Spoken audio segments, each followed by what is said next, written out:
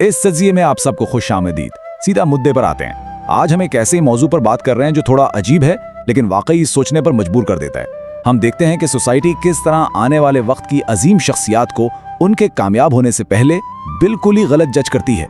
हम तारीख के अजीम लोगों को बिलबोर्ड्स पर देखते हैं, किताबों में पढ़ते हैं, लेकिन हम उस मायूसी और उन ठोकरों की बात शायद ही कभी करते हैं जो उनके सफर का आगाज थी। तो इस एक्सप्लेनर में हम देखेंगे कि असल में कामयाबी का रास्ता दिखता कैसा है और कैसे दो बिल्कुल ही मुख्तलिफ फील्ड्स के अजीम नाम लगभग एक जैसी आजमाइशों से गुजरे। अब इस सवाल पर थोड़ा गौर करें। एक मायूस 65 साला शख्स जिसके पास सिर्फ $105 का सोशल सिक्योरिटी चेक हो, और दूसरी तरफ 20वीं सदी का सबसे अजीम जहन नौजवान एल्बर्ट आइंस्टाइन। बज़ाहिर इनमें क्या कनेक्शन हो सकता है? एक फास्ट फूड की दुनिया का वो शख्स जो अपनी जिंदगी का बेहतरीन वक्त गुजार चुका है, और दूसरा फिजिक्स का जीनियस।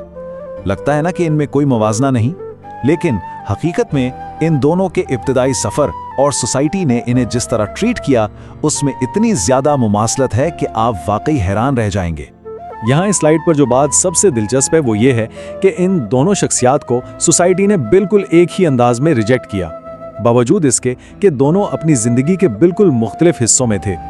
एक तरफ कर्नल सैंडर्स हैं जिन्हें बिजनेस की दुनिया ने ये कहकर साइड पर कर दिया कि भाई अब आप बहुत बूढ़े हो चुके हैं, आपका वक्त गुजर चुका है। और ठीक इसके बरक्स नौजवान एल्बर्ट आइंस्टाइन को उनके असातिज़ा ने सुस्त तालिब इल्म करार दे दिया क्योंकि वो उनके पुराने तालीमी निज़ाम में फिट नहीं बैठते थे।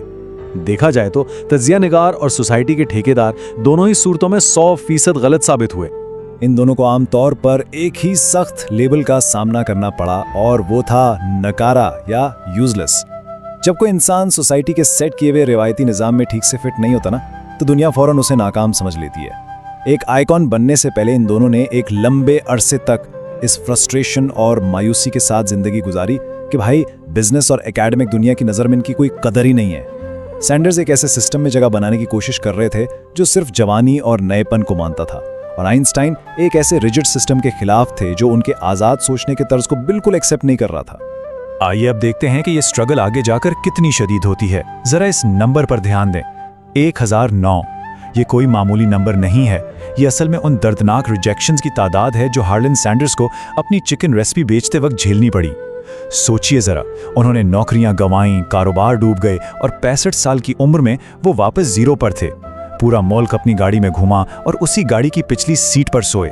हर बार जब किसी रेस्टोरेंट वाले ने उनके सफ़ेद सूट का मजाक उड़ाया और उनके कॉन्सेप्ट पर हंसते हुए उन्हें वापस भेजा, उन्होंने एक नया दर्द सहा। 1009 बार मुसलसल ना सुनने का जो जहनी दबाव होता है, हम और आप शायद इसका तस्वुर भी नहीं कर सकते। और अब इस प्रीवियस नंबर को फौरन इस अगले नंबर से मिलाएं। 9 साल। ये वो लंबा थका देने वाला अरसा था जो एल्बर्ट आइंस्टाइन ने दर दर भटकते हुए गुजारा, सिर्फ इस उम्मीद में कि शायद उन्हें कोई मामूली सी नौकरी ही मिल जाए।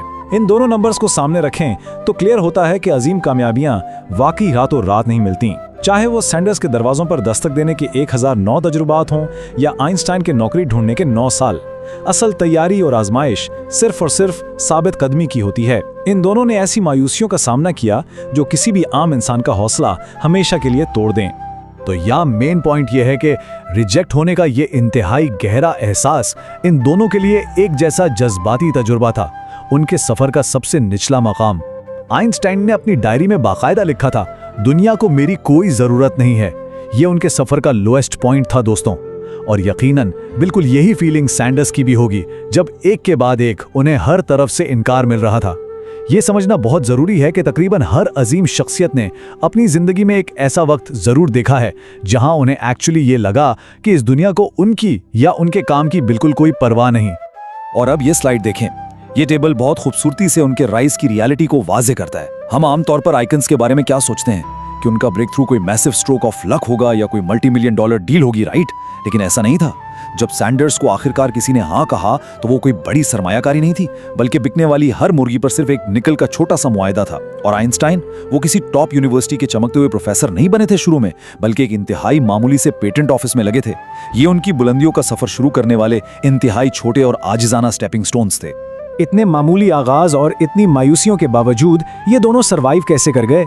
इन्होंने अपने अंदर के तजस्सुस को, अपनी क्यूरियोसिटी को कभी मरने नहीं दिया। इन्होंने अपना पूरा फोकस सिर्फ अपने ऑब्जेक्टिव थिंग पर रखा, यानी अपना असल मकसद।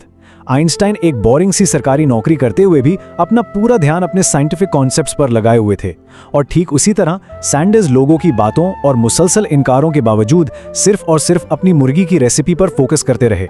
उन्होंने अपनी तवज्जो भटकने नहीं दी। चलें अब उनके इस स्ट्रगल से कामयाबी तक के ट्रांजिशन में एक ऐसी बुनियादी खुसूसियत पर बात करते हैं जिसने असल में उनकी सक्सेस को डिफाइन किया, और वो है इनका ज़मीर, इनकी इंटेग्रिटी।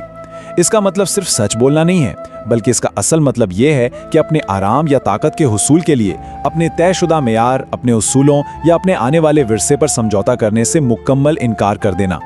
इस स्लाइड पर जो मुमासलात है ना, वो मेरी पसंदीदा है। ये दोनों जब अपनी कामयाबी के उरूज पर पहुंच गए, तब भी इन्होंने खुद को सिर्फ एक कॉर्पोरेट मास्कॉट या सियासी मोरा नहीं बनने दिया। सैंडर्स को जब लगता था कि फ्रेंचाइज में ग्रेवी का मेयार ठीक नहीं है, तो उसे बचाकर नहीं रखते थे, सीधा जमीन पर फेंक देते थे। अपने स्टैंडर्ड पर कोई कॉम्प्रोमाइज नहीं। दूसरी तरफ आइंस्टाइन ने बाकायदा इसराइल की सदारत की पेशकश ठुकरा दी, क्योंकि वो जानते थे कि वो सियासी खेलों के लिए नहीं बने और वो अपने असल मकासद के साथ मुखलिस रहना चाहते थे। क्या ही जबरदस्त कमिटमेंट है अपने उसूलों से। तो इस एक्सप्लेनर से हमें जो सबसे अहम चीज़ अपने साथ लेकर जानी चाहिए वो ये है कि किसी इंसान की वैल्यू इस बात से तय नहीं होती कि वो कितनी जल्दी इस सिस्टम के अंदर फिट हो जाता है, बल्कि उसकी असल कदर उसकी ना ख़त्म होने वाली साबित कदमी और ज़मीर से तय होती है। सोसाइटी के तकलीफ दे रद्द को बर्दाश्त करना, इंतहाई छोटे कदमों से शुरुआत करना, अपना तजस्सुस जिंदा रखना और अपने ज़ाती आराम पर अपनी लेगेसी को तरजीह देना, यही तो असल अजीम लोगों की पहचान है। इस एक्सप्लेनर को हम एक छोटे से लेकिन गहरे सवाल के साथ खत्म करते हैं। अगर तारीख के सबसे बेहतरीन जहनों और मशहूर तरीन फाउंडर्स को भी कभी सोसाइटी ने नाकारा करार दे दिया था, तो सोचिए इस वक्त दुनिया में कितनी ऐसी बेपनाह और अजीम सलाहियतें मौजूद होंगी जो बस मुसलसल इनकारों की एक लंबी दीवार के पीछे छुपी हुई हैं।